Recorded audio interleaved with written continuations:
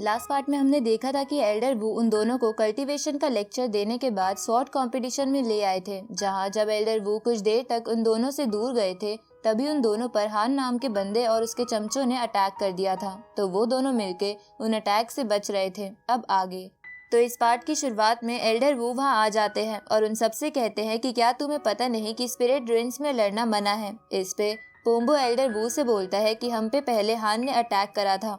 ये सुन के हान एल्डर वू से बोलता है कि यहाँ जरूर कोई गलतफहमी हुई है, मैं ऐसे किसी जूनियर पे अटैक नहीं करता और आप तो मुझे जानते ही हो कि मैं कितना अच्छा लड़का हूँ। ये सुन के एल्डर वू हान से बोलते हैं कि अगर ऐसा दोबारा हुआ तो मैं तुम्हारे टीचर एल्डर वई से तुम्हारी शिकायत कर दूंगा। एल्डर वू को हान की हरकतों के बारे में पता था, इसलिए वो उससे ये बोलते हैं। अब एल्डर वू पोम्बो और लियो को वहाँ से लेकर चले जाते हैं, जिनके जाने के बाद हान की चमची उससे पूछती है कि तुम इन दोनों से पंगे क्यों ले रहे हो। इस पे हान उससे बोलता है कि तुम्हें जल्द ही इसका पता चल जाएगा। इस तरफ एल्डर वू लियो और पोम्बो को बताते हैं कि हान एक कल्टीवेटर बन चुका है, क्योंकि उसका एनर्जी सोर्स ओपन हो गया है और अब वो सी ऑफ बिटरनेस लेवल पर है। ये सुन के पोम्बो एल्डर वू से पूछता है कि हम कल्टीवेटर कैसे बन सकते हैं। इस पे एल्डर वू एक एग्जाम्पल के थ्रू उन्हें समझाते हैं कि इस पूरे ब्रह्मांड में एनर्जी मौजूद है और इसी तरह हमारी बॉडी में भी एक एनर्जी सोर्स होता है जो एक समुद्र की तरह दिखता है, जहाँ जब सी का लेवल बढ़ता है तो हमारा कल्टीवेशन लेवल भी बढ़ जाता है और इसी वजह से हम ज्यादा समय तक भी जी पाते हैं। इसके बाद एल्डर वू उन दोनों से कहते हैं कि अब हम तुम दोनों का एनर्जी सोर्स ओपन करने की कोशिश करेंगे, पर इसके लिए तुम्हें वो ग्रास लिक्विड पीना होगा जो मैंने तुम्हें पहले दिया था। लेकिन याद रखना इसका इफेक्ट बहुत ज्यादा स्ट्रॉन्ग होता है, इसलिए इसे ज्यादा मत लेना, नहीं तो तुम्हारी बॉडी इसे झेल नहीं पाएगी। अब वो दोनों थोड़ा थोड़ा ग्रास लिक्विड पी लेते हैं, जिसके बाद एल्डर वू उन दोनों से कहते हैं कि अब वैसे वैसे मेडिटेट करते जाओ जैसे मैं कर रहा हूँ। अब वो दोनों मेडिटेट करने लगते हैं, जहाँ लियो को अपने एनर्जी सोर्स यानी समुंदर के बदले बहुत बड़े बड़े स्टोन्स दिखते हैं जिन्होंने उसे कैद कर रखा था और वहां से निकलने का उसके पास कोई रास्ता नहीं था। थोड़ी देर बाद एल्डर वू पोम्बो से पूछते हैं कि तुमने उस सी को फील करा। इस पे पोम्बो बोलता है कि हाँ, मैंने मेडिटेट करते हुए एक ब्लैक सी को देखा, लेकिन उसके ऊपर आइस की लेयर थी। इसके बाद पोम्बो लियो से पूछता है कि क्या तुमने भी अपना सी देखा। इस पे लियो मना करता है। ये सुन के पोम्बो लियो से कहता है कि हो सकता है कि तुम्हारे ग्रास लिक्विड ने असर ना किया हो, इसलिए वो थोड़ा और पी लो। तभी एल्डर वू उन दोनों से कहते हैं कि भले ही grass liquid jade snake orchid के जितना इम्पैक्टफुल नहीं है, लेकिन ये भी बहुत स्ट्रॉन्ग होता है, इसलिए इसे ज्यादा ड्रिंक करने पर बॉडी पर असर हो सकता है। ये सुन के पोम्बो एल्डर वू से पूछता है कि क्या लियो की हेल्प करने का कोई तरीका नहीं है। ये सुन के एल्डर वू अपने मैजिक के थ्रू लियो की वो कॉन्शियस वॉल्स तोड़ने की कोशिश करते हैं, लेकिन वो उसमें कामयाब नहीं हो पाते, इसलिए वो उन दोनों से कहते हैं कि इसे बाहर से ओपन नहीं करा जा सकता। ऊपर से लियो की बॉडी एक एंशिएंट बॉडी है जिसकी समझ बहुत कम लोगों को है, इसकी वजह से लियो को खुद को ही कुछ करना होगा। ये सुन के पोम्बो एल्डर वू से पूछता है कि क्या कोई तरीका नहीं है। इस पे एल्डर वू बोलते हैं कि स्क्रिप्चर ऑफ ताओइज्म की मदद से कुछ करा जा सकता है, लेकिन वो हजारों सालों पहले ही खो गया था और उसके अब कुछ ही सबूत बाकी है। इस तरफ हम उसी क्लैन के एक एल्डर को देखते हैं जो एक इविल जादूगर की तरह लग रहा था। तभी वह हान आ जाता है और उससे कहता है कि जिन दो जनों के बारे में आपने मुझे बताया था वो आपकी मेडिसिन के लिए बिल्कुल परफेक्ट इंग्रेडिएंट्स हैं और उनमें से लियो की स्ट्रेंथ तो एक्स्ट्रा ऑर्डिनरी है, क्योंकि उसने मेरी स्वॉर्ड को अपने हाथ से रोक लिया था। ये सुन के वो एल्डर हान से बोलता है कि तो क्या तुम उससे हार के आ गए। इस पे हान उससे कहता है कि वो दोनों मेरे दुश्मन बनने के लायक नहीं है, वो तो उनका टीचर बुढ़ा वू वहाँ आ गया था, नहीं तो आज मैं उन दोनों को आपके पास ले आता। ये सुन के वो एल्डर हान से कहता है कि अभी के लिए तुम उनमें से सिर्फ एक को पकड़ के लाओ जिसके बारे में मैंने तुम्हें बताया था। अब वो एल्डर हान को 2 ट्रेजर्स भी दे देता है ताकि वो इस बार अपने मिशन में कामयाब हो जाए। इधर एल्डर वू लियो से कहता है कि भले ही तुम अपने एनर्जी सोर्स को अनलॉक नहीं कर पा रहे हो, पर तुम प्रैक्टिस मत छोड़ना, क्योंकि इससे तुम्हारा ब्लड एसेंस स्ट्रॉन्ग होगा। तो लियो इसके लिए मान जाता है। इसके बाद एल्डर वू पोम्बो से पूछते हैं कि क्या तुम उस आइस की लेयर को अपने सी से हटा पाए। इस पे पोम्बो बोलता है कि मैंने कोशिश तो की थी, पर वो लेयर बहुत ज्यादा मजबूत है। ये सुन के एल्डर वू उससे कहते हैं कि तुम अच्छे से फोकस नहीं कर रहे, तुम अपने मन में कोई और थॉट मत आने दो और अपना सारा ध्यान बस अपने एनर्जी सोर्स पर दो। इस पे पोम्बो एल्डर वू से पूछता है कि मुझे कब तक मेडिटेशन करना होगा। इस पे एल्डर वू बोलते हैं कि शायद कुछ महीने या फिर कुछ साल भी लग सकते हैं। ये सुन के पोम्बो चौंकते हुए खड़ा हो जाता है और कहता है कि मैं इतनी देर एक जगह नहीं बैठ सकता। क्या उस लेयर को तोड़ने का और कोई तरीका नहीं है जो जल्दी हो जाए? इस पे एल्डर वू कहते हैं कि कल्टीवेशन में जल्दबाजी नहीं की जाती। तभी लियो एल्डर वू से बोलता है कि पोम्बो के लिए मेडिटेशन करना मुश्किल है। वो 1 घंटे के लिए भी एक जगह चुपचाप नहीं बैठ सकता। ये सुन के एल्डर वू बोलते हैं कि तब तो मुझे दूसरा तरीका आजमाना होगा। अब एल्डर वू पोम्बो पर एक सील लगा देते हैं, जिसके बाद एल्डर वू उसी बर्ड को वहां बुला लेते हैं जो पहले पोम्बो और लियो का पीछा कर रहा था। अब एल्डर वू उस पे भी एक सील लगा देते हैं और पोम्बो से कहते हैं कि मैंने इसकी और तुम्हारी बॉडी पर एक सील लगा दी है, जिसकी वजह से अगर तुम इस पे राइड करने में कामयाब हो गए तो वो लेयर अपने आप टूट जाएगी। ये सुन के पोम्बो खुश हो जाता है और उस बर्ड की सवारी करने की कोशिश करने लगता है, लेकिन वो पोम्बो को नदी में गिरा देता है।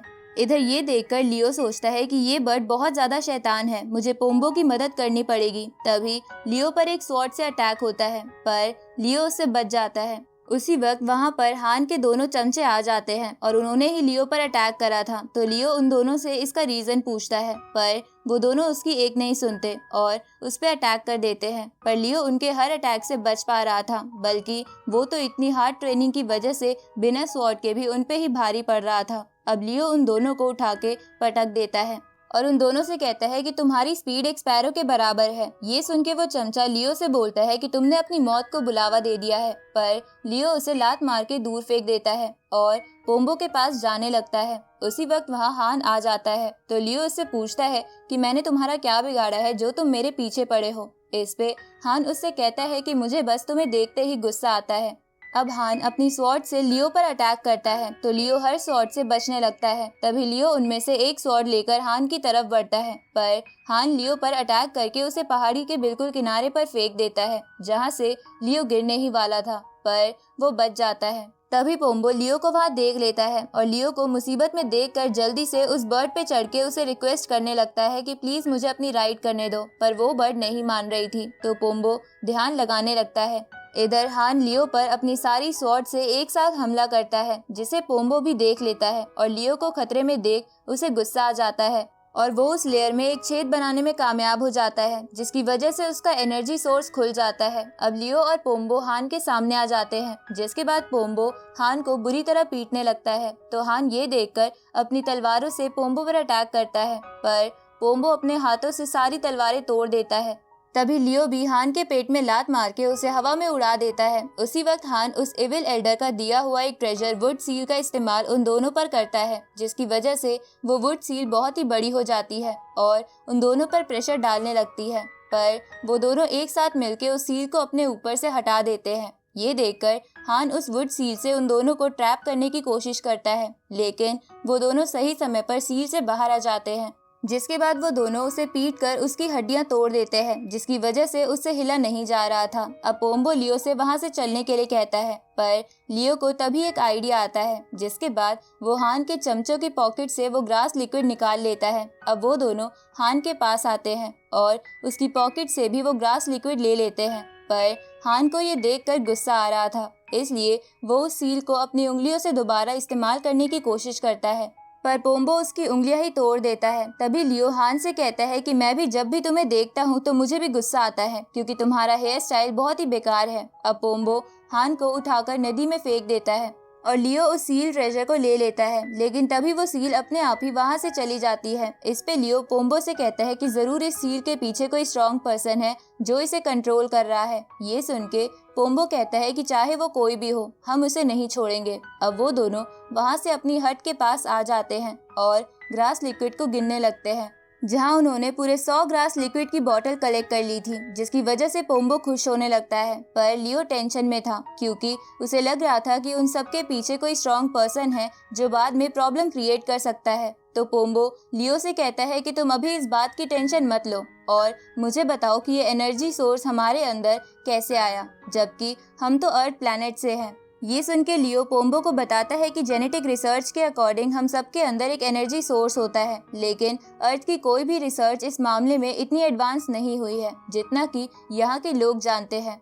अब पोम्बो लियो से बोलता है कि हमारे पास तो अब 100 ग्रास लिक्विड की बोतल हो गई है, तो क्यों ना हम इसे एक साथ पी जाएं, क्योंकि वैसे तो हमें ये बस 3 महीनों में एक बार मिलती है, इसलिए हो सकता है कि इन 100 बॉटल्स को एक साथ पीने से हम जल्दी ग्रो कर जाएं। ये सुन के लियो पोम्बो को मना करने लगता है, क्योंकि एल्डर वू ने इसके साइड इफेक्ट के बारे में बताया था, लेकिन पोम्बो नहीं मानता और एक बोतल पी जाता है। इसके बाद वो मेडिटेट करता है, जिसकी वजह से उसकी उस लेयर में एक और छेद बन जाता है, जिसकी वजह से उसकी बॉडी में एनर्जी फ्लो बढ़ जाता है और उसे अच्छा फील होने लगता है। इसलिए वो लियो को भी बोतल पीने के लिए कहता है, तो लियो इसके लिए मान जाता है, जिसके बाद वो दोनों लगातार बॉटल्स खत्म करने लगते हैं। और जब कुछ ही बॉटल्स बची थी, तब अचानक से लियो की एनर्जी सोर्स वाली जगह पर दर्द होने लगता है। तो ये देखकर लियो एल्डर को बुलाने के लिए जाने लगता है, पर पोम्बो उसे रोक देता है और उससे पूछता है कि तुमने इतनी बॉटल्स पी है, क्या तुम्हारे एनर्जी सोर्स में कोई बदलाव आ रहा है? पर लियो इसके लिए मना करता है। तो पोम्बो लियो से कहता है कि तो तुम ये बची हुई बॉटल्स भी पी जाओ, हो सकता है कि कोई चमत्कार ही हो जाए और तुम्हारा एनर्जी सोर्स खुल जाए। ये सुन के लियो ये कहते हुए मना करने लगता है कि मेरी बॉडी कल्टीवेशन के लायक ही नहीं है, इसलिए इन बॉटल्स को मुझ पे वेस्ट करना बेकार है। लेकिन पोम्बो नहीं मानता और उसे फोर्स करने लगता है, क्योंकि वो सच में चाहता था कि लियो भी एक कल्टीवेटर बन सके। तो ये देखकर लियो बची हुई सारी बॉटल्स पी जाता है, जिसके बाद वो मेडिटेशन करने लगता है। इसके बाद हम लियो को कॉन्शियस वर्ल्ड में देखते हैं, जहाँ अभी भी उसके चारों तरफ वॉल्स थी, पर तभी अचानक से उन सभी वॉल्स में क्रैक आने लगते हैं। उसी वक्त वो सभी वॉल्स टूट जाती है और हम लियो का एनर्जी सोर्स देखते हैं, जो गोल्डन कलर का था। इस तरफ पोम्बो लियो को जगाने की कोशिश करता है, लेकिन वो कुछ नहीं बोल रहा था। उसी वक्त लियो की बॉडी से गोल्डन लाइट निकलकर आसमान की तरफ जाने लगती है। ये देखकर पोम्बो चौंक जाता है और अपने गाल पर थप्पड़ मार के चेक करने लगता है कि कहीं वो कोई सपना तो नहीं देख रहा। पर जब उसे पता चलता है कि ये एक सपना नहीं है, तो वो बहुत ही खुश हो जाता है। और इसी के साथ ये पार्ट यहीं खत्म होता है।